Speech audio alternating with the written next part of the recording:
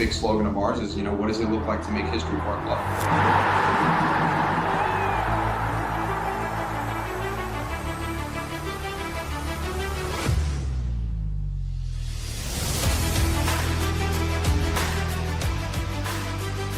The belief is there to go and try and get these points and hopefully make a playoff run.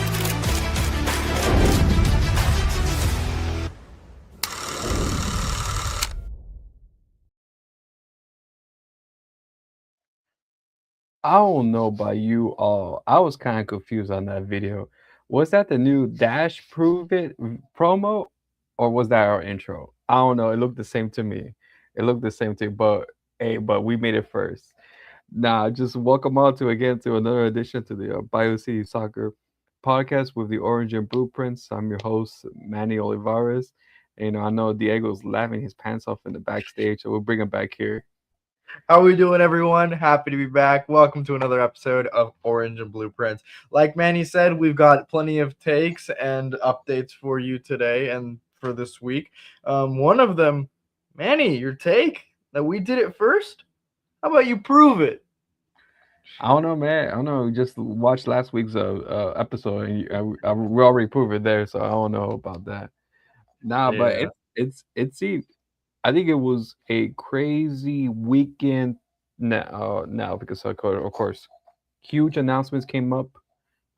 Players coming back. Players got called up for the national team, and of course, first game of the preseason. Of course, going up to another preseason game coming up. So everything's quick and fast for the Houston Dash. But before we talk about the game that happened on Sunday with Houston Dash and Bay FC, huge news. I feel like huge news, even though most women's national media kind of like put it under the rug, was that the Houston Dash appointed Twila Kilgore as their technical director for the Houston Dash. She has been everywhere, most notably, I think her time in the spotlight when Flaco Mandanowski stepped down as the women's national team head coach. She became the interim for quite a while before Emma Hayes soon took the job. So she was there for the huge transition from there. She has been everywhere, no to I think every competition with the youth development and everything. And now she is back in Houston. I think it's a huge signing. I think her time with the women's national, many linked her. I think wanted her in big positions, but she decided to came to Houston. What's your thoughts on that acquisition that the front office has made? Yeah, I mean, I think it's huge. I think when you get when you get somebody of that quality and that experience and that expertise on your staff, I mean, you're pretty much doing everything possible to make Fabrice into a championship winning coach. I think one of the knocks, especially last year when it comes to Fabrice, was really like, oh, it's a first year coach. You don't have that experience. Well, now you've got somebody that not only knows Houston, but knows coaching, knows cultures, knows winning.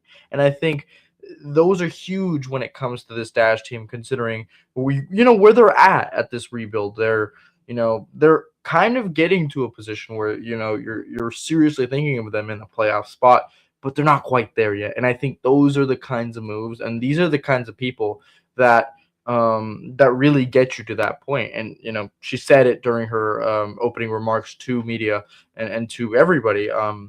This is a move of two perspectives. She gets to see it from the inside day-to-day relationships with the players, but also taking a step back, looking at how everything looks, how the culture looks, how everything is being driven, how the big picture looks like at this current moment.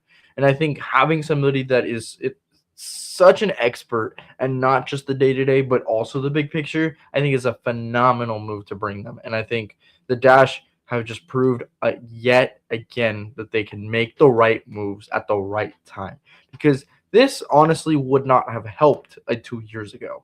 This helps now when you're trying to level up your team into a serious contender. And I think, yes, we obviously have to talk about what happened against Bay, and I think there's a lot of question marks still with this team, especially with how young it is. But this is exactly the move that you need to make in order to silence those questions. And I think it's just honestly no brainer. And picking Houston has never been so easy. Yeah, I think it's really interesting because this she has been some time here as the Houston Dash assistant coach. Back when 2019-21, she has been here. Well, she was here actually when the Houston Dash won their first ever trophy at the NWSL Challenge Cup. But other than that, she has been throughout. I think most notably throughout all the youth system in the women's national team, and that's a good space that the Houston Dash are in because Fabrice when we heard Fabrice in his opening remarks of the preseason, he's looking for that shift. We had an older squad. We're trying to get new younger players in, and I think her experience throughout the national team and seeing what players click, what players are need to develop, in the high professional level. Because when you reach that national team, speaking on that call ups later, you have to be on the top of the level on your age group, and of course the senior national team. So for her to be her main focus and everything. And I know if you haven't seen it, I know Dustin has interviewed her as well. She has a mindset. She has a staff that is truly behind her as well. And I think that's something that kind of, if you're a Houston Dash fan, should have irked you because this should have been big news, all in WSL. Because if you take a step back and see the bigger picture, you have a president of women's soccer or general manager of Angela, who has been there, who has, done really well with Angel SC, and still Angel City FC has still, how you could say, growing because of her efforts and her recruitment, still based off of that. And then you got now of course, Twila Kilgore, maybe her first year as a sporting director, but yet she has the knowledge of what players to look out for and what key areas to develop behind a new coach. I think this has everything as the making. Does it a little bit irk you a little bit, or should fans be a little bit irritated that this not has widespread media attention? Or I think we just seeing just the profiles, and we'll have to see how the season pans out in years to come.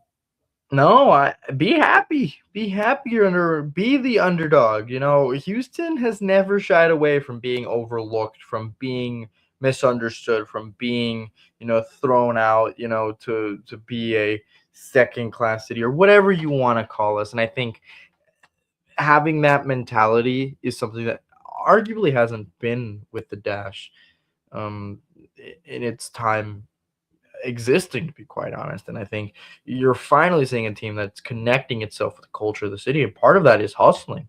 Part of that is being overlooked. You're not in New York, you're not in LA in the eyes of everybody, and so you're gonna be overlooked. Let that motivate you. Let everybody rank this Dash team very low, and say, hey, last season, the finish, it was a fluke, because that's where we're really in our element. I mean, you saw the Gotham game in early last season where we were expected to, get our butts handed, and there was none of that. It was a 0-0 draw, and it was a fight. It was a dog fight. It was a good battle, and I think that's exactly the mentality that needs to be in play. And I think media attention or not, at the end of the day, the results are the things that gets covered. And that's why you see a Trinity Rodman, Mhm. get 3, 4, 5, 6 weeks of media coverage, because you're talking about the second best team in the NWSL, and you're talking about the best player on the second best team. Results get you those clicks. Results get you the attention you want. And so if the Dash are gonna really really be irritated by it, then I would expect some results, Manny, because I think they're coming. I think they are. Yeah, I think it's so. I think so. I think with big steps from the front office, even in the team as well, you see how much the team has improved mindset and culturally. So Angela is developing that culture. She has changed that culture. I think with 1 year. I think if us covering as the team for quite a while see that culture already change, maybe it hasn't resulted on the field results. But by the end of the day, if the Dash makes it to the playoffs and goes a long run, and people Mhm. started to look at the Dash, I think we'll be the first one to know. Well, it's from here that we saw this whole culture change. Well, starting From from last year. everything. From It's last year, from everything. yeah. Well, but it's not just the players, it's the coaches, it's the sporting director, it's everything. There are so many clubs out. Look at what's happening in Chelsea. Look at what's happening in Chelsea. It's a master Chelsea class. It's a master in class. the SWSL, huh? It's a master class. A master class. If you're an They're Arsenal fan. firing everyone. A disaster class. What do you mean master class? Come on. No, look at what. If you're an Arsenal fan, it's a masterclass. Okay, well, I'm a Chelsea fan, but we're not talking about the WSL. We're talking about the NWSL. Look at what's happening over at Chelsea. Yeah, it's crazy. It's It's crazy. not just a starting 11 issue, and I think that's the problem here. When you think of that kind of mindset, then you look at the roster that you have. You expect it to win because it's one of the most talented that you've seen in a long time, and then it just doesn't click. You Yeah. lose 2 or 3 games. Something isn't there. That's because you have those deep-rooted problems, and I think identifying, those problems is almost the same as identifying whenever a team is successful. You see a team like KC Current. Look at their infrastructure. Look at their resources. Well, the resources come because everything is working like like a Rolex. Mm-hmm. There are teams that work like Timexes, and there are teams that work like Rolexes.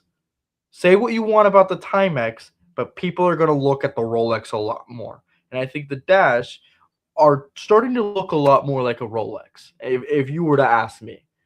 Yeah, I think so. I think so. I think so. I think it proves on the acquisitions, it proves on the recruitment, it proves on just the players and their positivity that shows up. So it's going up in a good direction.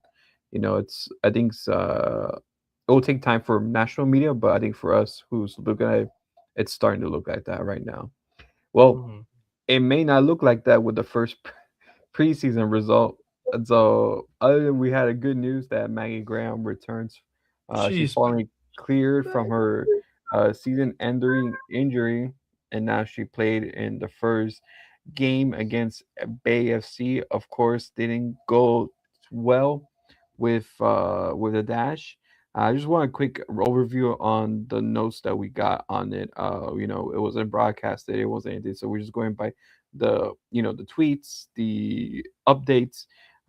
Just Bay FC started early with a goal by at the 8th minute with Lima, of course, and it was kind of basically kind of stalemate until the 67th minute when Mackenzie the Robbie 60 what? 66 of Mackenzie Robbie made the equalizing goal, but sadly after that, Bay FC took the win with Hannah Berbar making the last winning minute goal. I think it was a result that I think if you look at hindsight, what the roster was, I think you kind of consider it because if you start at first starting 11, uh, Fabrice started all the rookies. Leah Klenke, uh, Kate Radar, Kate Fosse, uh, and Olmark as in the starting 11. You're like, okay, well, we're just putting all the other rookies in, and then of course at halftime. I think with that in mind, what you thought of the, I think with the notes and just what Fabrice said after the game, what you thought of the result and the preseason game. I mean, I think Fabrice summed it up pretty well. It's just one game. This is people are asking, oh, why? I don't know how many people are asking this, but some people probably are. Whoa, why are we, starting the rookies right out the gate? Because that's what you have to do when it's preseason. You like I don't see them getting starts every single game Yeah. against regular season NWSL opponents. If they do, that's great. If every single one of our rookies, if Kat Radar, Kate Fasse, if Leah Klenke, if Linda Ulemark, if all of them become next Maggie Grahams, each one of them elite rookie of the years, fine by me. I'm not going to complain. But is that going to be the most realistic thing, especially in game one when you're playing a Boston team that you have no clue how they're going to play or who they're going to play? It's not. And so I think this is a great opportunity to play young, play hungry, play determined. This is a Dash team that really competed against Bay FC. I mean, we predicted there were going to be goals. Not as many as I think you or I probably thought there was going to be, especially considering the preseason game and the final result was 2-1. But I think there's definitely a lot to take away from the very few clues that we had when it comes to this first game of the Invitational. I think you have to keep playing the youth. You have to keep playing to their strengths, because the whole thing is a confidence thing. It's a confidence thing. If you go right into game one against Boston and you are looking to dominate, then that's what you're going to do. Home opener against Boston, you're looking at that and you're like, hey, look at what I've done in preseason. I don't care whether I'm starting, whether I come in minute 40, minute 45, second half, 70, even if I get 1 minute. I'm going to be the determining factor in this game. That's the mentality, and I think that comes with confidence. Yeah. And in order to build confidence, you need playing time. Yeah. So, I mean, I'm more than delighted. Like, when I saw the live tweet from X, from their page, and saw all 4 rookies on the starting lineup, I was over the moon. Yeah. I was even sadder that I couldn't see the game, that I couldn't, participate in breaking down how they were going to do. I think Fabrice probably knows better than anybody, because I mean, this is the person that's responsible for this. But I'm pretty confident and happy to say that I can trust them. I can trust them with this, and I think it'll be all right. Yeah, I think so too. So even though we got one here, first preseason loss from Strong Opinions. Dakota Dash, prove it. That was easy to prove, but but it's really interesting. I think you always have when preseason is where you find all the you iron out everything. Of course, you have a lot of rookies that are trying to get their first minutes with a professional team against professional opponents. So you always want to see, okay, are they ready for it, or which players I need to ease them, which players are already off the bat. Playing in college level against a professional level, it's is a whole different beast. And so you have to see who can you rely on, and which one you can't. Okay, I need to ease in a little bit more, as well. How they gel with the team chemistry.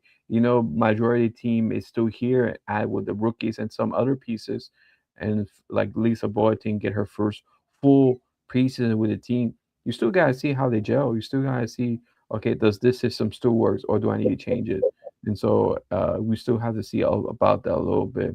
So it's really good. It's like, unfortunately, I think we're trying to compare of like the Houston Dynamo, who went undefeated in their preseason.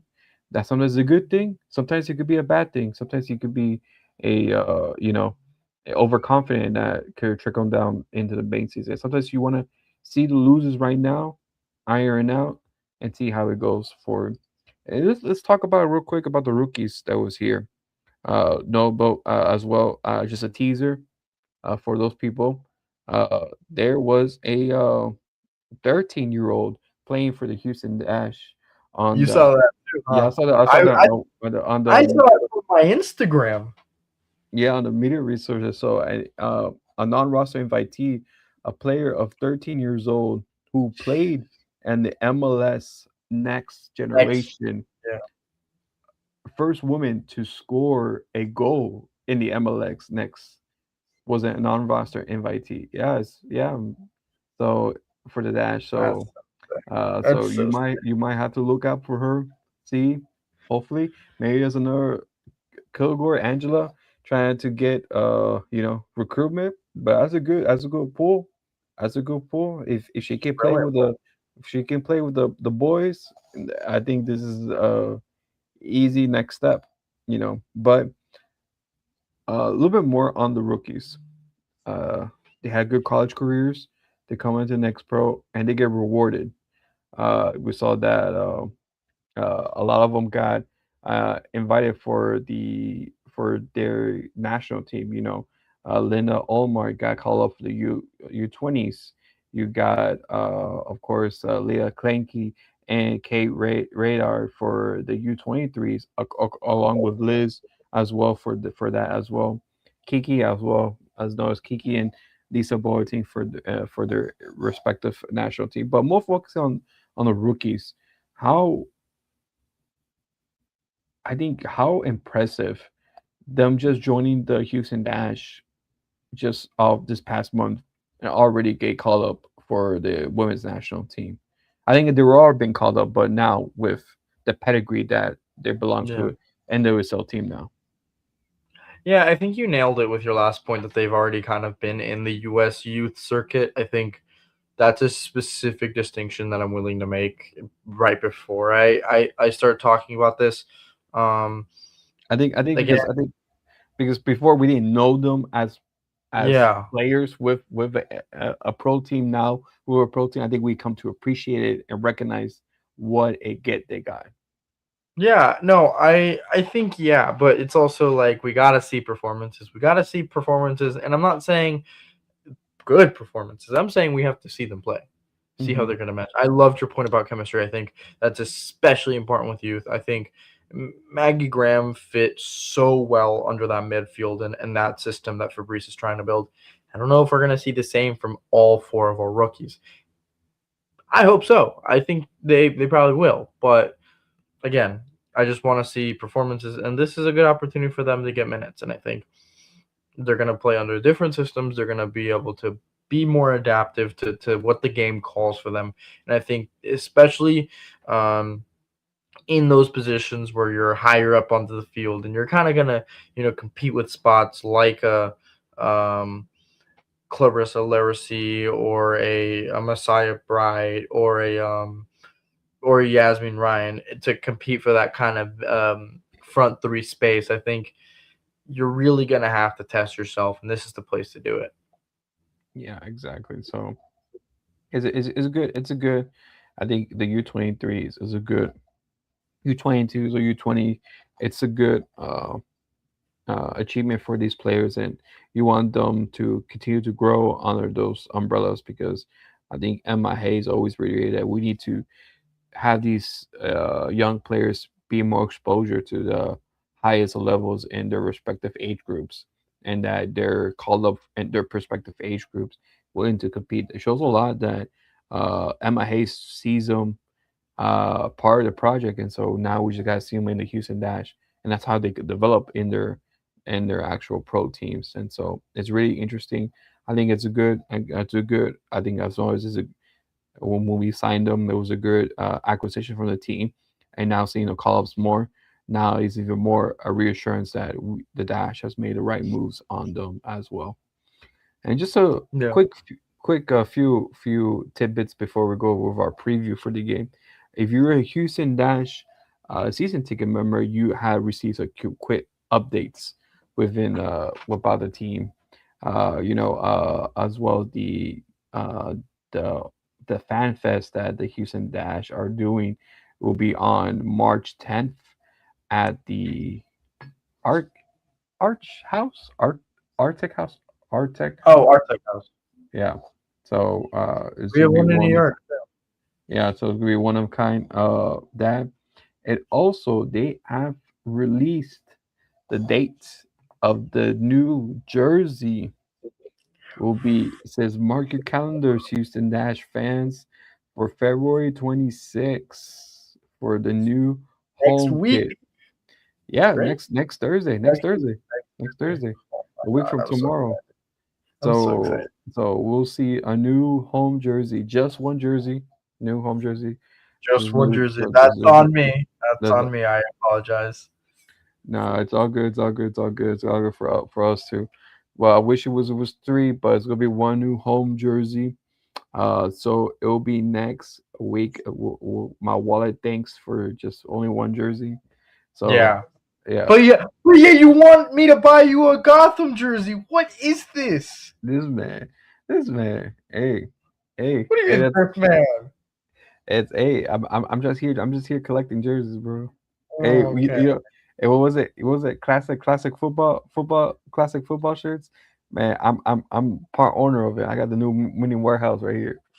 This dude, so for quick context, I also, along with the Houston Dash, I do coverage of Gotham FC. And while I was covering their media day yesterday, Manny just shot me a text saying, "Hey, if you can snag one of those jerseys, you should send it over." I just went, if the Dash don't get me a jersey, why do you think Gotham will give me a jersey? Like, we're so honest. Oh my Hey, Ray, goodness. trying to look for plugs here and there. Well, I can get you one, but I'd have to buy it like a normal person. What do you think I am? What do you think I am, a Theo? Oh yeah, man, your big money pants. Nope. It was funny. Nah, but all things aside, but it's all things aside. Hopefully, the kits that come out, no matter. I think we already saw Boston. Boston released their kit last What'd you think of Friday. it? What'd you think of it? It remind if you saw the new Seattle one, it just Yeah. remind me of the same one. I don't know. It Like a reminds me bright, like a. like a neon. It's like a neon green that's like Yeah. very. I think Seattle has the perfect tone, and I feel like Boston is just like up in your face neon. I would disagree with that. I actually don't mind the neon green. I just think that it's being paired with pink. I don't. Oh I think yeah. I don't get that. Yeah. it's the pink. It's the hot pink that Yeah. I'm just because here they have they have 3 colors. They have 3 colors. I'm gonna zoom in for this. One, it's green. Yeah. Green. Boston Legacy. It's green. Number 2, pink. Again, that's fine. And number 3, black. I'm gonna blow your mind real quick. Why not do green and black, but also pink and black as in a way? Why do we have to mix green and pink? I don't know. You gotta talk to the front office and Nike about that. I gotta talk to Nike about. No, I will say, Dash fans and Gotham fans, because this kind of applies to both of y'all. Apparently, both the Gotham jersey that is coming up this year and the Dash one are really cool. I don't know what they look like. I do not have any information based off what aesthetically they have chosen to make it look like. I have just heard from either players or from some friends or whatnot that it looks cool.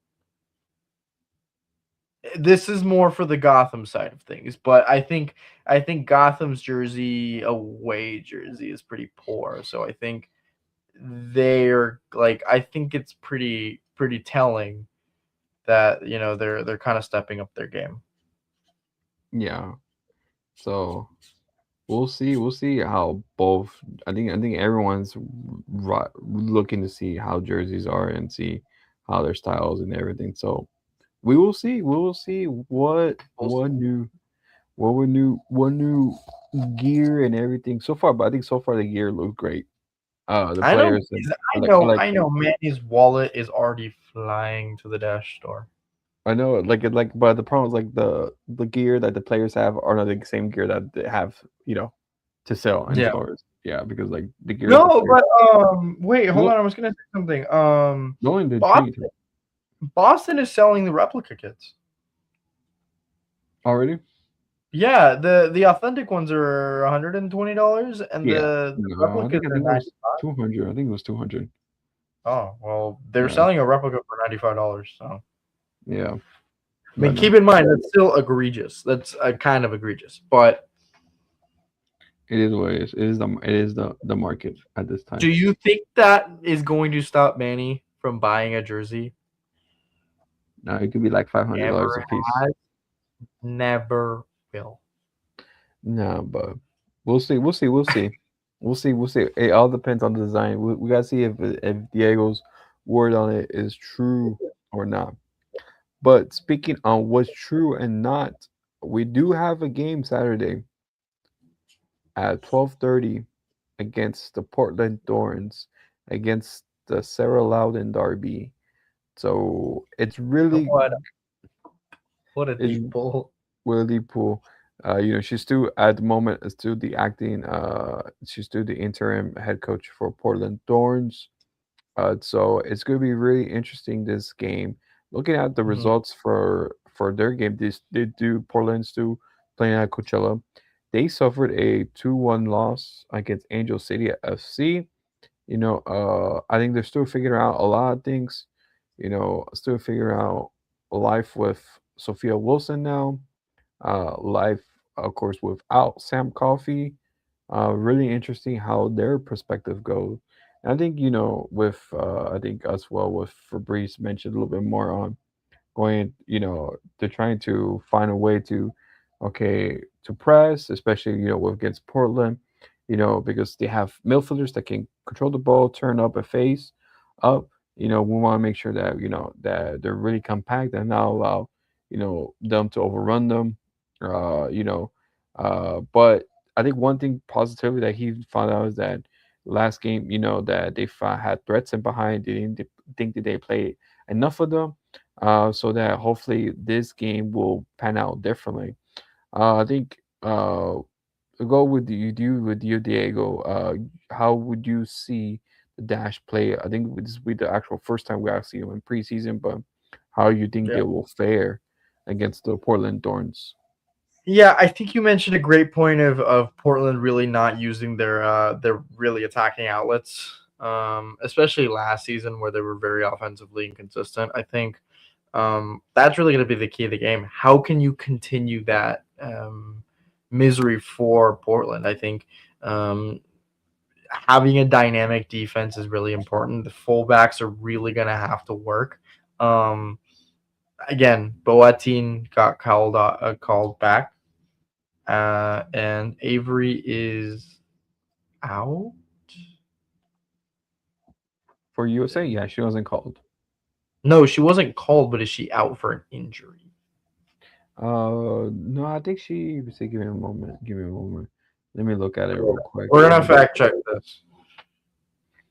But you can In the continue on meantime, with your thought. no, yeah, I think it's gonna be a game where No, fullback. every day play last game. She subbed in the 61st minute, so she's Okay, still. so it's gonna be a fullbacks game, and I think whichever of the two teams has the better performance at the wing is going to win this game, and I think it's probably not going to play out like that in the regular season. It's going to be a lot more nuanced, but I think considering they're going to have like one to two strategies, they're not going to try to target their whole offensive arsenal. Then I think it really is going to be very simplistic in the way that both teams are going to approach this game, where it's let's put these players out onto the field and see what we can get. Yeah, I think so too. I think it's just we have to see how the team shows up. We should see how how everything goes up. I think it's really hard to see without looking at the team and seeing okay how the team is going. But I think so far how it's going, how it. I think the plan that Fabrice has, I think it's a really good plan. I think it's a very good you know stage plan. They have everything lined up. It's just trying to see how things turned up and how things plan out. I think it's been just up and down and everything. So hopefully we'll see how the first game with the Portland Thorns go up. Then go from there. And hopefully uh just see hopefully just a win when we see them live and see how it goes. But well, we'll see with that with next week and see how that goes as well. What's your score prediction, man? Hmm. I think another 2-1. I think another 2-1. I feel like it's. I feel like. But we'll get a goal from one of the rookies. We don't know which one, but we'll get a goal from the rookies, and Okay. hopefully, a goal from Larissa. I feel like she has been, you know, and as an afterthought with all these new acquisitions, but hopefully, just a goal from her, just because so that she can still give competition in the forward line. But that's pretty much it. You, Okay. Diego? I think it's gonna be a 1-0 win. I don't see us scoring more than 2 goals, and I don't see them scoring a single goal. I think it's gonna be like a penalty in the 40th minute before halftime, and I think that's just gonna decide it. It's going to be a wingback cutting in, probably Avery getting fouled in the box, and it's gonna be a penalty. Could be, could be, could be. It's really hard to know. We'll see how, we'll see how this goes. We'll see how the team plays and see what result we'll get. But before we go, I just want to give you quick thoughts of the new campaign slogan for Yeah. the year. Prove it. It's based on their expectations for 2026. It's in quick summary. Grounded in Houston's ethic and civic pride, the campaign defines what it means to belong, compete, and represent the city with a purpose on and off the field. So it's kind of like a different way to see, like, what was it?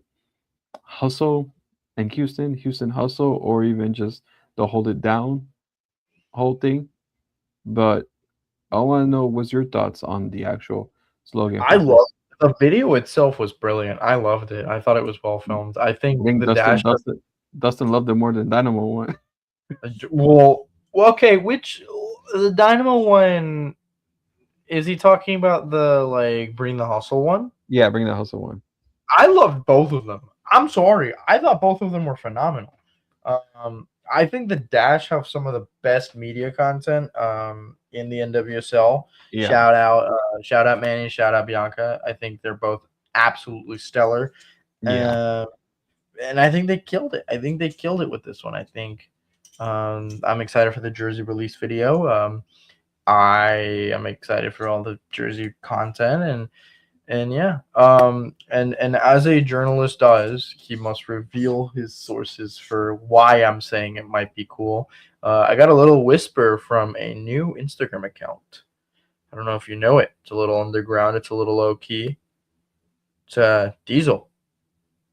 Oh, okay. I know this, Diesel. Okay. was my funny way of announcing that Diesel I, has a new Instagram. I know. Diesel finally, after 20 years, he finally got an Instagram account. Oh my Well, not god. not even Instagram, it's just a social media platform. Yeah. I think if you're, I think at this point, if you're a mascot, well, in the USA market, now I don't think Yeah. internationally, but if you're a mascot, at least in the, I think some Europeans team do have their Yeah, a lot of them. I think I just remember Gunnosaurus that does have a social media presence, and he's my boy. But, um But yeah, I don't have an insider source on the jersey. I was just playing around to reveal that little Diesel knowledge. I will yeah, say though, so the Gotham one, my source is reigning rookie of the year, Lily Real, who did tell me that she really, really liked the New Jersey. yeah, but That's all I she think said. That is all she said. I'm not hiding anything. That's yeah, all she said. She said I asked her, hey, without spoiling anything, because I'm not supposed to know this. What do you think of the jersey? Like, don't tell me any details. Just tell me whether you yeah, liked it or not. She said, I liked it. Thought it was cool. yeah. But no, it's good. It's good to see. It's good to know that with all the new, the new changes, the new adjustments. But we'll see how it goes. We'll see how it goes. But thank you once again for everyone to join in for the another edition for the uh the Houston podcast. I forgot the Bayou City Soccer podcast with it by Orange Blueprints. Would like to Man, thank he's our losing his mind. Man, he's going on losing schizophrenia watch. losing my mind. No, thank you for sponsor. We got soccer. Uh, Elotes Bravos, and as well with Come on, you got this. Now I'm losing my mind. Ugly Guppy. Come on, Manny. You said this Hey. 50 million times. It's man. We're getting old, bro. We're getting old. Beautiful cat. What's the opposite? Ugly Guppy, man. Ugly Guppy, bro. And then always look out for us at social media for BioCitySoccer.net, at Instagram, YouTube, Twitter, X, Threads, Blue Sky. I think that's a YouTube, man. That's all. That's it. That's Yeah, it. no, Hold on, you man. can- This guy's still counting. said all Bro. No. I was hoping you got that one right because that's your thing. But that's it, man. It's been a long day. It's been a long week. A lot of news, a lot of everything. But thank you once again for stopping by. Hopefully next week we'll see with watching the game, we actually can see what the season dash look like and what we can expect for upcoming up next week as well. And we can see preview for the Dash Trinity game. So thank you all for tuning in. We'll see you all next week.